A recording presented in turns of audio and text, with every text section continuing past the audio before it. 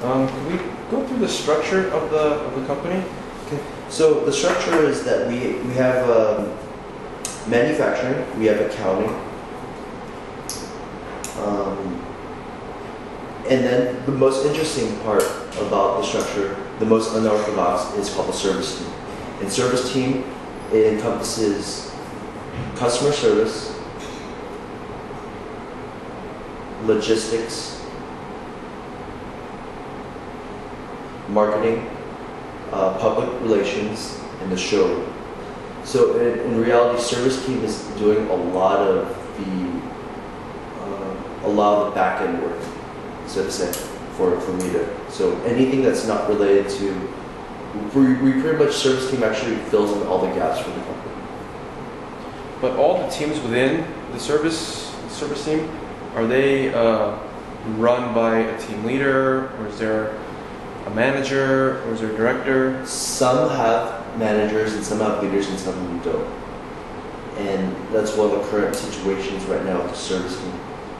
It's got lots of holes in it, in the sense that we still need lots of people to fill lots of positions. So for example, a good example of this would be customer service. We don't have a customer service manager just yet.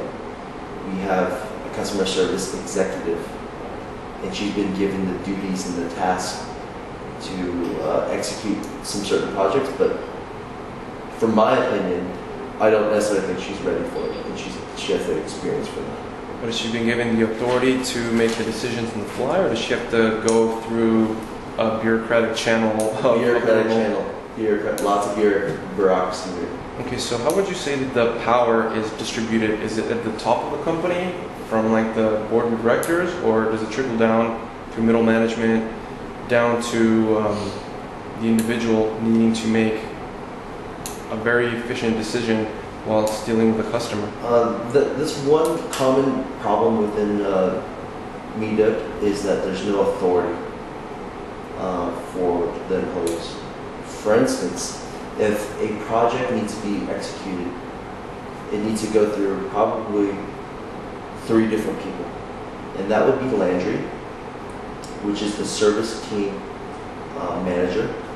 And after that, they would probably need to meet up with Jihad, who is the domestic sales manager. And after that, it all gets verified by either finance or the CEO. And that's actually a typical problem within working in Vietnam. Yeah. They go through lots and lots of channels of verification, I guess. And that's something that mirrors my own experiences, having to go through layer after layer after layer, to the point where sometimes you feel like you're being choked by all the red tape. So, very practical question: how can you ensure that that staff complete their tasks assigned to them? Is there very stringent supervision, or are they sort of left to their own devices, especially when it comes to design and the creative department? So the creative department, it all depends. It depends on which department we're talking about. For example, if the creative department is in charge of creating a new catalog, there will be pressure applied from the sales department to get this completed, which means that they're not left to their own devices. There is accountability within that specific project themselves.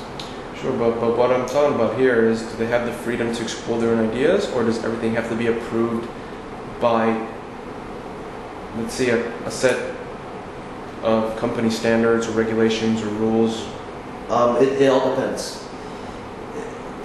Like I said, for example, if there's a new catalog being developed by the creative department, then it has to go through sales and it has to go through Albert for confirmation. Albert's the CEO.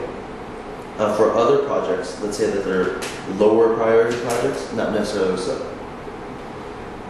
A good example of that would be, for example, I have my own personal project for making a YouTube TV series for Meetup. And that doesn't necessarily need to go through 2 main channels. The only people that need to verify that would be the sales manager, because this goes into domestic marketing, and then Landry. Okay. So really, it's dependent on project, and it's not consistent, and that's why That's one of the difficulties of MDC at this point. There's no consistency on procedure or protocol. Okay. So it's very flexible a lot of the time. A lot of decisions are made sort of on the fly that have to go through for management. Sure. Okay. Ad hoc. Do staff have to report all issues that happen in the work process to supervisors and upper level management before these issues are solved? For the most part, I'm assuming yes. Like say for example, there's a customer service issue and there's a customer that's annoyed or wants to return anything or wants to complain. Can the staff that's dealing with the customer sort of wiggle his way around and give the customer what he wants, or does it have to be approved by his boss's boss's boss? Good question. For situations when it comes to customer service, there is an allotted amount, and I don't know what the amount that is, but there's an allotted amount. Let's say if the order was for, let's say, 50 boxes, anything under 50 boxes, then the customer service executive has the right to say yay or nay on servicing them. If it's above that, then the sales manager and Landry are contacted for verification and confirmation. Okay, so there's that works. Let's talk a little bit about the culture of the company. Culture is said not to be something that an organization possesses, rather it's considered to be the essence of the company. What unites the staff at MDC? You know, some of the values, attitudes, beliefs. Let's say, for example, like you think Google or Apple, you think it's a creative environment, you think everybody's on the same page in terms of being innovative and in terms of being sort of enthusiastic about technology. Whereas, you know, Ernst & Young, everybody's on the same page in terms of being very diligent, having an eye for detail, that kind of thing. Is there that sort of concept in MDC? There is a camaraderie, and I think it stems from the early 90s when MDC was doing really, really well. When we are literally number one in the Vietnamese market. So a lot of the pride and camaraderie comes from being excellent 10 years ago. And a lot of that's carried over. So people still believe here at MDC that we are the best.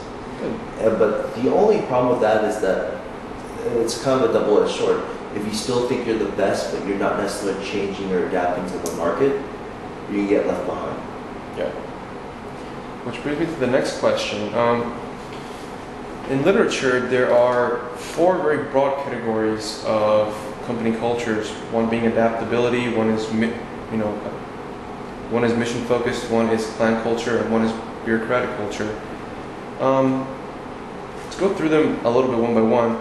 The adaptable culture is the one that's characterized essentially by strategic focus on the external environment through flexibility and change to meet customer needs. Whereas the mission culture would be one that is concerned first and foremost with specific customer or serving specific customers in the external environment. Whereas the clan culture would be something like Google or Apple, where everybody's all really on the same page and really focused on working together in teams. And then there's a bureaucratic culture, which is essentially the average Vietnamese company whereby you have to get approval from everybody before you can get anything done. Would you say that MDC falls in any one of these categories, or is it sort of a mixture of a couple of these?